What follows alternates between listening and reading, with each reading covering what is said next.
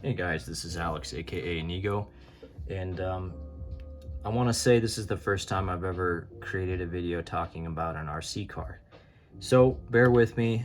There may be times when I don't have a concise, linear train of thought that I'm able to convey to you, but here it goes. This is the HPI WR8 G3.0 HO rally car, and what you're looking at is a slightly modified version.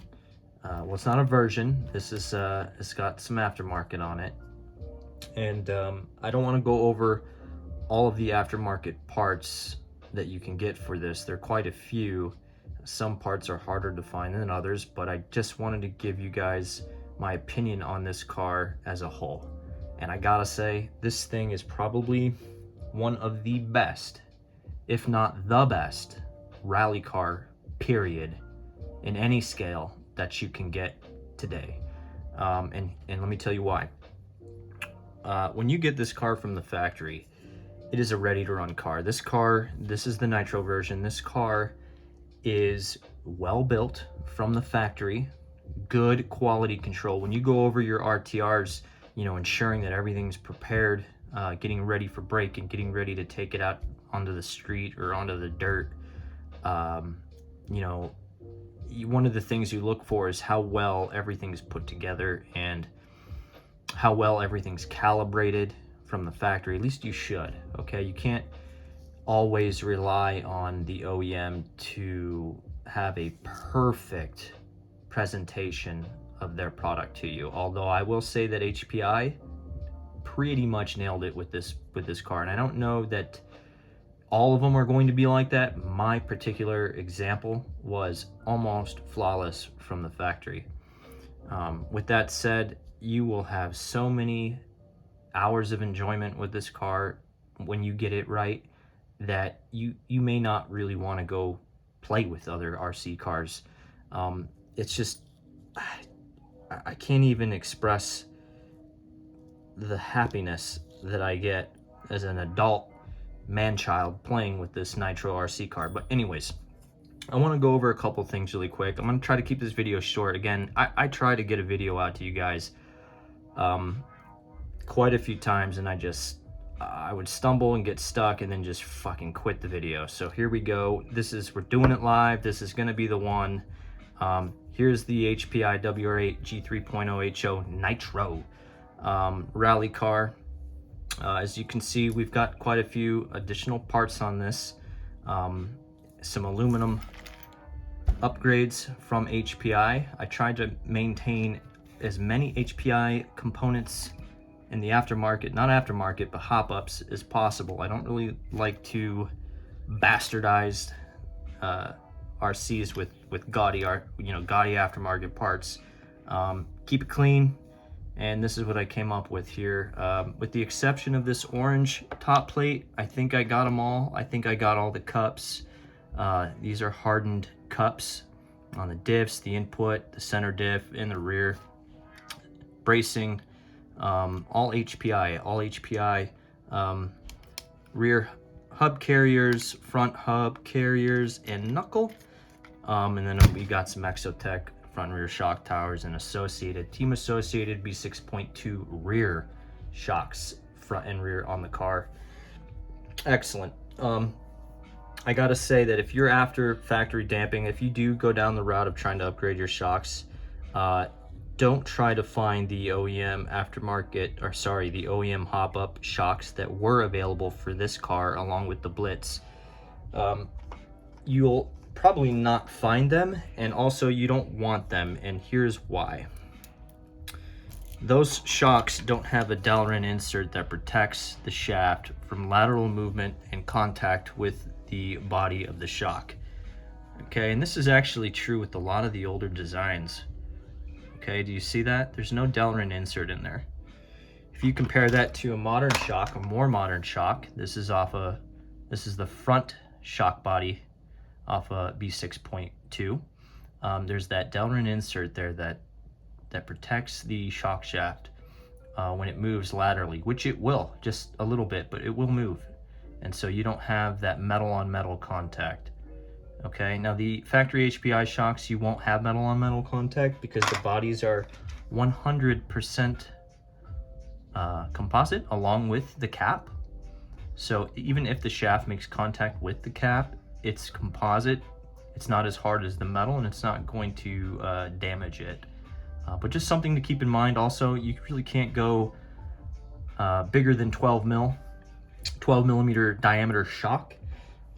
You'll run into interference issues with the front and rear sway bar, and also you'll be limited on the positions you can mount your shock if you go much bigger than 12 millimeters. So 12 millimeters, your sweet spot if you're looking to upgrade your shocks.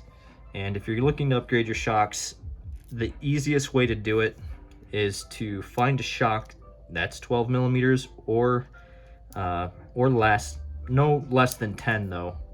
But look for a shock off another car that is of high quality. That's the best advice I could give you. And also look for a shock that has spring options. So the factory spring rate is 3.3 to 3.4 pounds per inch. These are 3.45 pound per inch, 44 millimeter length, 12 millimeter team associated V2 springs. Okay. They're a little bit on the short side, but they offer plenty of adjustment both directions. Here I'm actually riding a bit higher than I normally would. I just wanted a little bit more traction on dusty pavement, so I'm riding at 20 millimeters in the rear and I think 18.5 in the front. I'm slightly raked, and that gives me very, very, very predictable lean and good asphalt and dusty, cracked, nasty parking lot handling. It gives me a good balance. So yeah, there's the shocks. If you're interested in more, I can give you more detail and part numbers if that's something you're interested in. But anyway, I just wanted to tell you that, guys, if you get this car, you're gonna love it. There are many, many different things that you can do to it. Definitely not a car for sheer speed. I think that the fastest I was able to get this going downhill was like 40 miles an hour, 41. Uphill and on flat ground, 38 to 39 miles per hour, and that was with a perfect tune. Perfect. In fact, when you get the tune right after braking, you won't have to crank on this pull starter. Okay, just blip it, bump, bump. It'll start right up if you have everything else just right. And I gotta say, this engine's been nothing but utterly reliable. Awesome. So having stated that, I want to go over a few things that I think HPI could improve on. And there's a reason for certain parts on this car, like the hardened cups, you know, on all the differentials and the input cups here too on the diff. And that's the pin size. It's a 2 millimeter pin. It's very thin, okay? For the mass of this car weighs about 5 pounds, fully loaded with the body and fuel. And the OEM outdrive. So again, this has universals throughout, so I don't use these anymore, but these are prone to damage, right? They get banged by these pins, bam, bam, bam. They will eventually create sort of a divot, you know, where they're twisting, pow, pow, pow. And these pins are actually freaking hard, really hard, these pins. In fact, more often than not, the pins tend to wear down on an RC car before your outdrives do. It's not the case in this particular car. The outdrives begin to wear before the pin gets damaged. So that is an area that I think could be improved on. I know that a thicker pin provides more surface area, more contact. And if you think about it, per the mass of the car, it makes sense. Here's a PTG2R Rally without the flappies. And on this car, everything is 3 millimeter pins.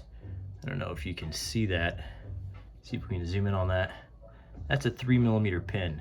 Okay, it's like that everywhere on this car. By the way, this car, guys, for an electric 10 scale rally car, I would say that this is probably your best bet. The PTG2 or PTG2R, I would recommend this over a Tamiya XVO2 for many reasons, but the most important ones are its robustness. This thing is all steel drivetrain. It's very light, very rigid, lots of aftermarket support, lots of part support in general here in the United States. This is a Chinese company. They produce some good products. Okay, we'll get to this in some other video, maybe. But again, 3mm pins, this guy, 2mm all throughout, and that's unique. And the reason it's unique is because predominantly this drivetrain's 8 scale. The center differential and its dimensions are really close to a lot of 8 scale buggies. In fact, I was able to use brake discs and pads from a Hobao 8 scale. They're a direct fit, surprisingly. Now, that's not what you're seeing here. This is all OEM with the exception of the cups, but it was just interesting to find how little a pin they use. Now, I'll be honest, this car's got 2 gallons through it. I've not noticed any wear on these hardened cups, but I have seen other pictures and watched videos of others who have noted that, yes, you know, they're getting a little bit of wear in that regard. So not a big deal. Yes, you can easily replace the cups, but just something to keep in mind. The other thing I wanted to point out was that from the factory, the OEM servos are more than adequate for most. However, they're plastic geared servos, and they are prone to stripping, and they're not particularly torquey or fast. So if you're looking for more reactive steering and more precise throttle and braking, I would recommend upgrading your servos. I actually think the radio that comes with this car is pretty good. I'm not using it, but I do think it is a decent radio for an RTR radio. But if you want to upgrade the servos and it's within your budget, these Power Hobby servos, all aluminum construction, titanium and steel gears, brushless. These have phenomenal performance per dollar. They're not super inexpensive, but they're really not as expensive a servo as you might expect given their performance. For throttle and brake, I'm running the LP250, and I think for steering, we've got the 345 LP HV brushless. As far as the radio, I'm running a Radiolink RC8X, and I'm running their telemetry enabled receiver, 8-channel receiver, and that lets me read the voltage of the receiver pack via telemetry on the radio, which is actually nice. Just lets me quickly identify how much battery I have left powering the electronics. And I do run a LiPo in here. I run a LiPo hump pack, and I'll occasionally throw a lithium iron a life battery in here as well. Lower voltage, honestly, at 6.6 volts, these servos are like 0.09, you know, they're fast. And then if you go higher, I think they have the same speed, although the steering servo here, this 345, has much more torque. Both servos are well above 230 ounces, I believe. So it's more than this car really needs, being that it only weighs like 5 pounds. It's pretty light, but just something to note. And then really the only other thing that I wanted to go over was availability of things that will wear out, like your tires. Check that out. Now I'm running 1.5 degrees camber front and back. That's generally where I'll start, and then, well, generally I'll start at 1 degree and work my way either up more often and down in some cases. But here I've got a little more camber than I really need. You know, I do drive this thing, I guess, as much as I hoon it, it does go straight for some distance, and you know, that will wear the tire down a little bit. But if you're interested in tires, you can go grab some of these. These are OEM HPI rally wheels and rally rubber. Okay, these are, you can find these at HRP. You can find these on Power Hobby's website. You can find these on eBay. You can find these in a lot of different online hobby stores. They're not rare and they're not hard to get. So if you do need an extra set, just pick up, you know, as many as you can afford. I have probably, I don't know, 8 or 9 sets of these, a lot, enough to last the life of this car, and that's with an idiot behind the wheel. Okay, so yeah, get some of those. If you're into the on-road game, get some of these. Now I say that, but it's easier said than actually done. These are super hard to actually source here stateside. There's a hobby shop in the United Kingdom. The name escapes me, but it's actually where I ordered the majority of my bodies and my wheels for this car. They do sell these. They're in stock. These, I think there's 2 versions of an on-road tire. There's the Gymkhana style, and this is the other style. I just forget what it's called, but yeah, if and when you find these, buy at least a whole set or more if you can. These are actually pretty dang hard to get. The rims for these are not hard to get. They're a little bit bigger than the rally wheels. Okay, so don't make the mistake of buying the rally wheel and putting the on-road tire on the rally wheel. It won't fit. They're different size rims. Okay, both OEM. Okay, but one's intended for the rally Subaru body, right, or version of this car with the Subaru body, while the other is intended for something like that. This is this is a discontinued body. You can find them. They're not exactly easy to find, but if you don't have any budget, yes, you can find them, but you'll pay. You will pay for this. These you can find. This is a replacement shell. This is actually for a brushless, but good enough, close enough. You know, we'll have to cut out a hole here, but these you can get. They're in stock and they are currently manufactured. Things like this has been discontinued since, well, whenever this particular version of the HPI WR8 came out. It could be 2012, 2011, I don't really know. But you'll struggle with this. You will not trying to find replacements for what comes with it from the factory. Oh, one thing too is go ahead and, how the hell do I do it? Here we go. Try to protect the poly where possible, okay? When it's close to the exhaust, it gets really hot. And just put a little strip of heat reflective tape on the body, and that will prevent the oil and gunk and the heat from sort of eating away at the paintwork on the inside of the body. All right, it'll also protect the heat from bubbling the polycarbonate.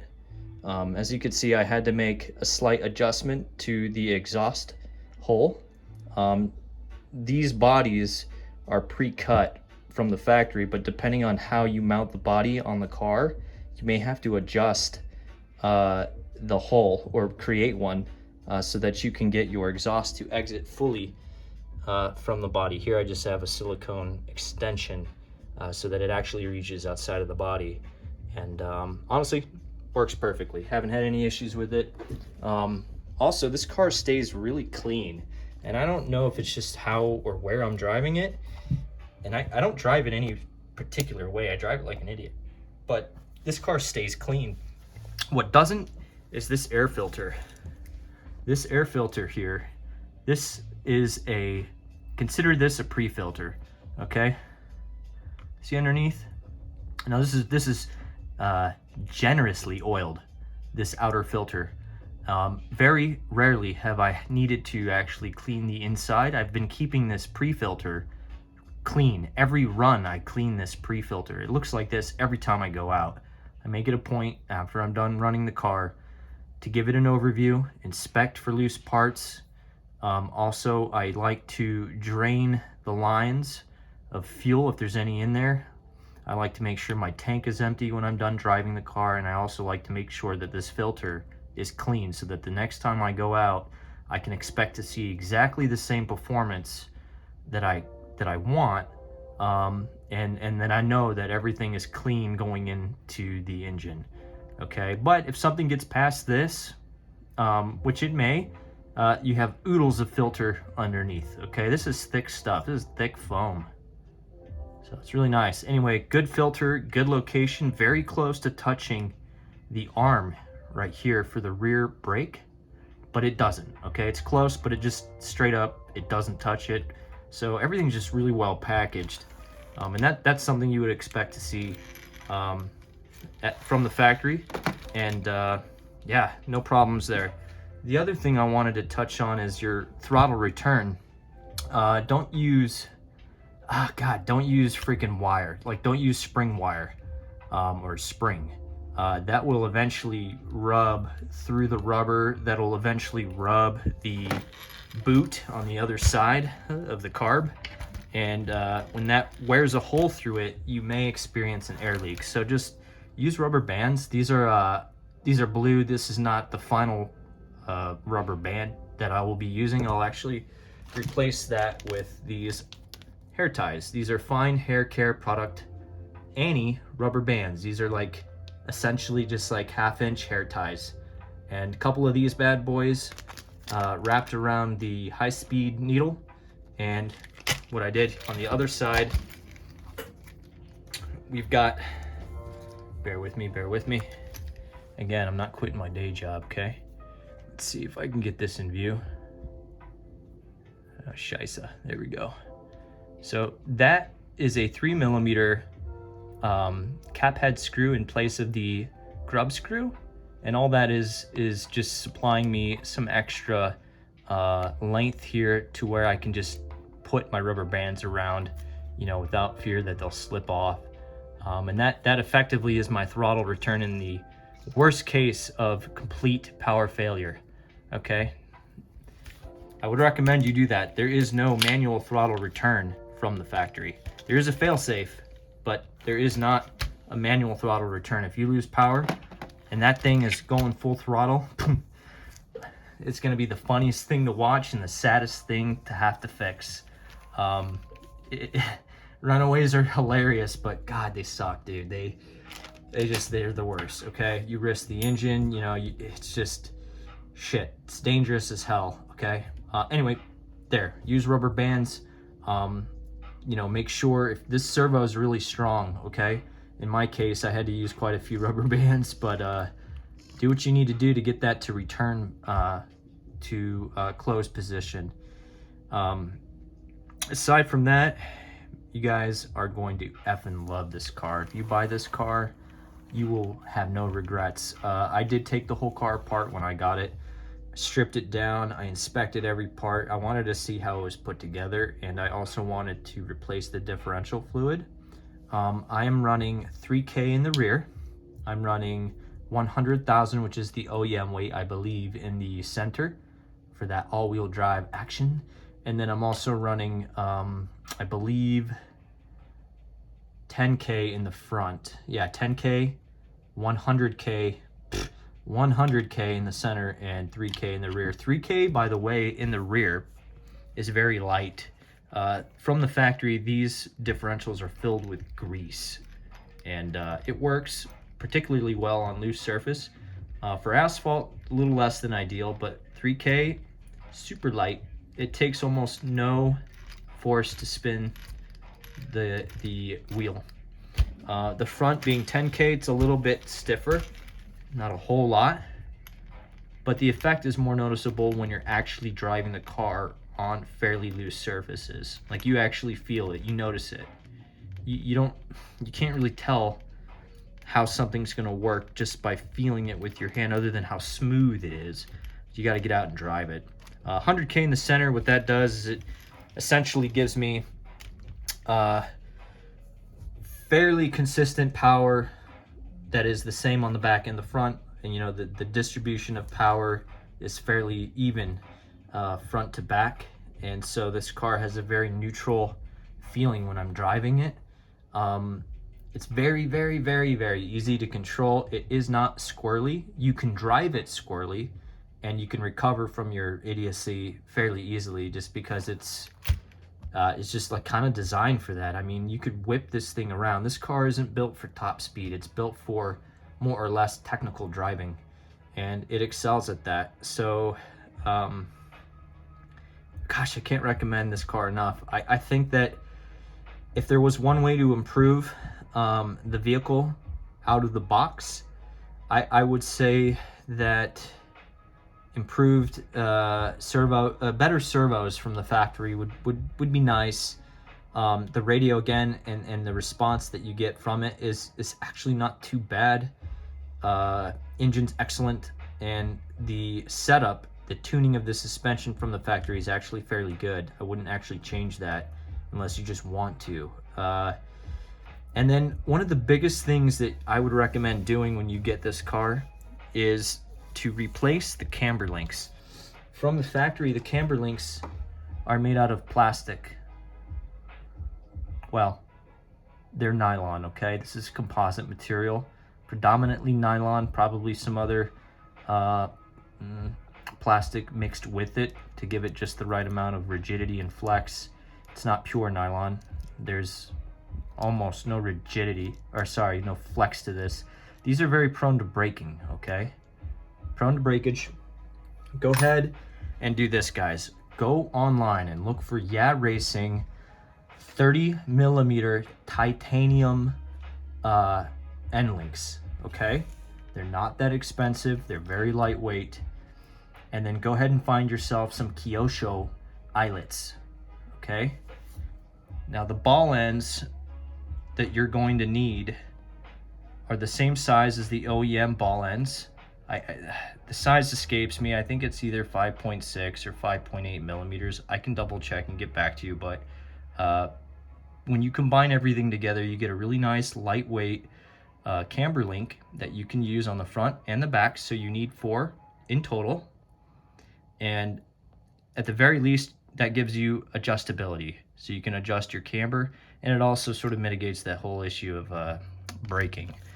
Aside from that, I don't know that there's anything else that's really required or at least recommended out of the box. I always recommend you have some way, again, of getting that throttle to close in the event you lose power to everything.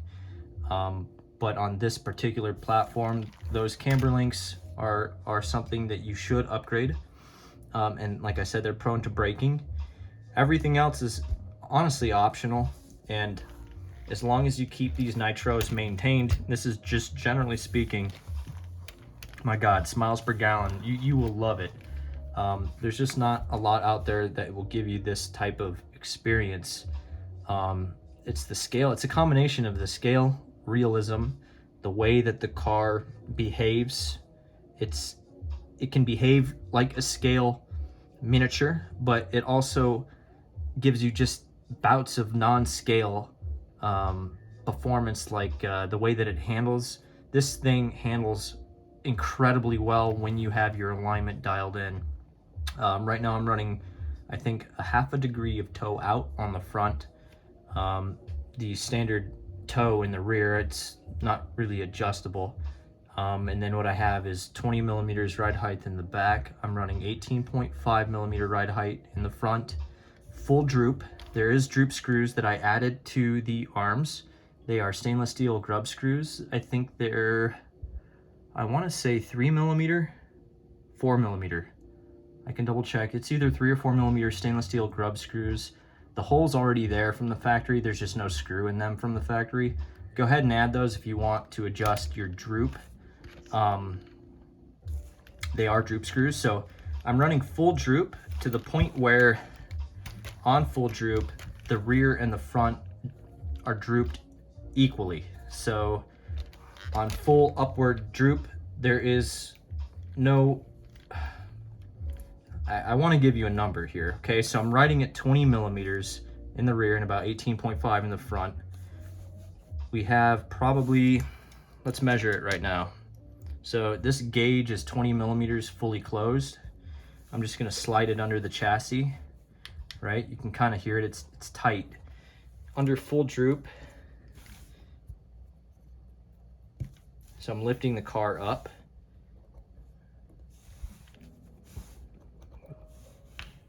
Ooh, okay. So under full droop, we're maxed out on this gauge. We are maxed out on the gauge. So let's see what that is. 20 millimeters ride height in the rear, 18.5 in the front. And this gauge is reading, we'll just say 30, okay? So that's pretty healthy. That's about 10 millimeters of up travel in the back, and 11.5 in the front. So that's what I'm working with. I've had great luck with that setup in just multi-surface conditions, and honestly haven't traction rolled this thing yet. I drive again on pretty shitty roads with a lot of dirt and construction dust and stuff like that. Eats it up. This thing just eats it up. This car does have universals throughout. They're from HPI, and between all the components that I added, again, yes, adding all the titanium hardware and the aluminum knuckles and hubs, and even the hardened cups, that all added slightly more weight to the car. So I did go up in spring rate from 3.3, 3.4, which is the factory spring rate, to a 3.45 front and rear. I'm running 70 weight shock oil front and rear with 2-hole 1.6 millimeter V2 pistons. I think they're 2 millimeter thick pistons from Team Associated, and then JC Concepts hardware for the shocks. Other than that, they're essentially just B6.2 rear buggy shocks front and rear on this car. Very good. And then, yeah, again, if you're interested in something like this, just stock up on tires. I mean, this thing, I gotta say, whatever compound they've selected for the rally tires, gosh, it's soft. Okay, these tires don't look good, right? It looks like they've got some serious use on them, and they do. But truth is, they actually have lasted me. These tires, driving around like a complete fool, these tires are the original tires that came with the car. This car, like I said, has about 2 gallons of fuel on it, and my driving style is aggressive,